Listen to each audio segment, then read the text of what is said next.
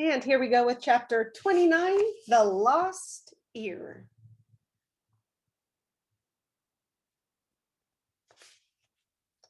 Miss Jules was teaching the class about mammals. All animals have hair, she said. Phoebe raised her hand. Is my father a mammal? She asked. Yes, all people are mammals, said Mrs. Jules.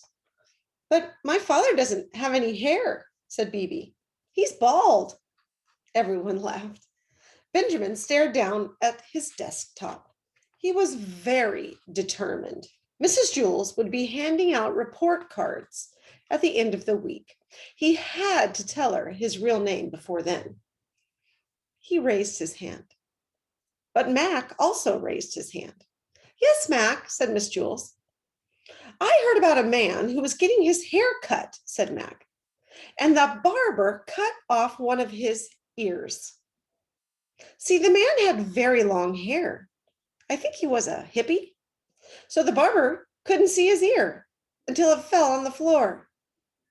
Thank you, Mac, said Miss Jules. That was a very interesting story. Well, I'm not finished, said Mac. When the barber saw the ear on the floor, he said, is that your ear on the floor? And then the hippie said, what? I can't hear you. So the barber showed him his ear. Then he called an ambulance to take the hippie to the hospital. Were they able to put the ear back on? Asked Tom. Well, see, said Mac, the doctors were all set to sew it to his head. They were in the operating room and everything, but suddenly they couldn't find the ear. Man, they looked everywhere for it. Did they look under the operating table? Asked Joy. Yep, said Mac. It wasn't there.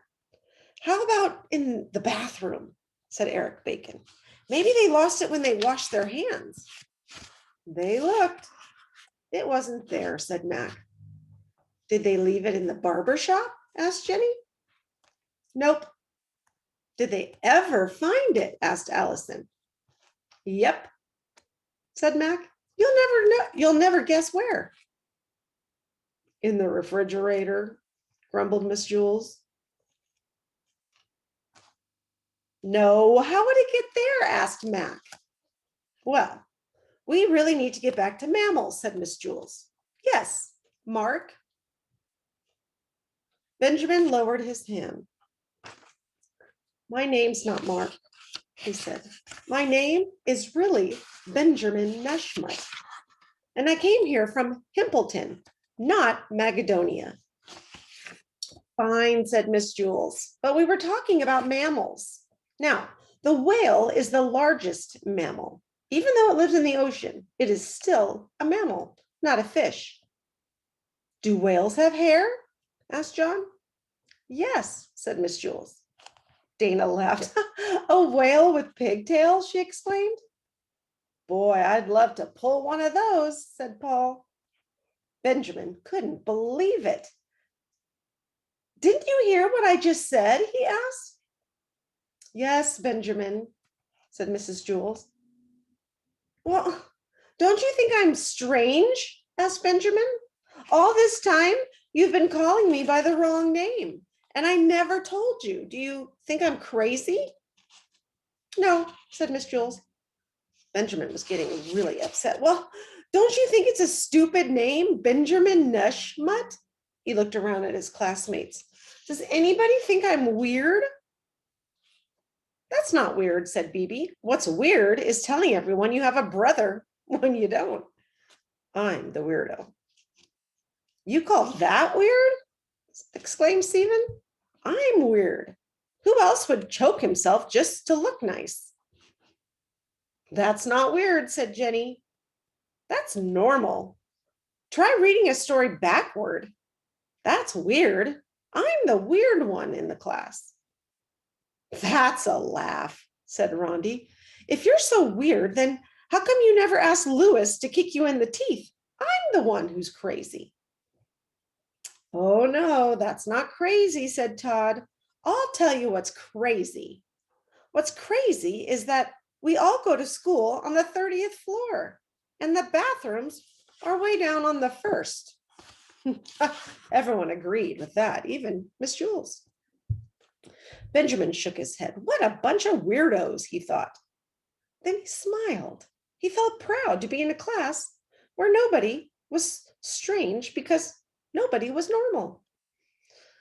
Oh, this must be your lunch, said Mrs. Jules. She gave Benjamin the white paper sack that had been sitting on her desk since Benjamin's first day of school. At lunch, Allison headed down the stairs. Mark, she exclaimed.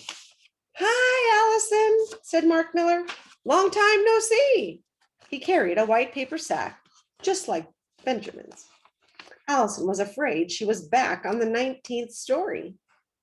Don't worry, said Mark.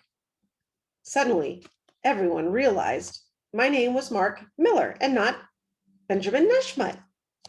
And then Miss Zarves gave him this bag and told him to take it to the hospital. Is that your lunch? Asked Allison. Look inside, said Mark. He handed her the bag. Allison looked inside. There was an ear. Allison's eyes lit up. Oh, now I get it, she exclaimed. I understand everything. There is no Mrs. Arves. See, Mac was talking about the ear, then Mark Miller. I mean, Benjamin Neshmut said his name wasn't Mark Miller, so that means you... What? Asked Mark. Allison suddenly looked confused. Never mind, she mumbled. For just a second, Allison had understood everything, but then she lost it. Only one more chapter. Kind of sad.